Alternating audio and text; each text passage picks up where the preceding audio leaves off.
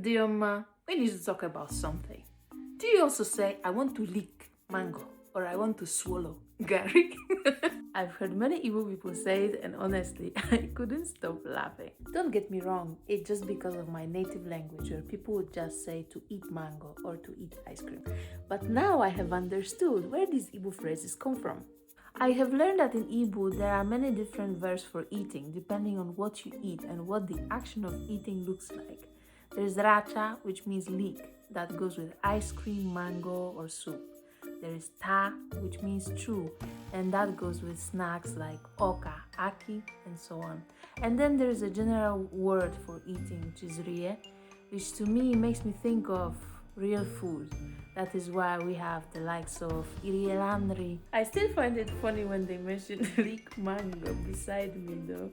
But because now I'm a little bit immersed in the language, I understand that these verbs for eating are actually based on how the Igbo people perceive the texture and type of food that they are eating.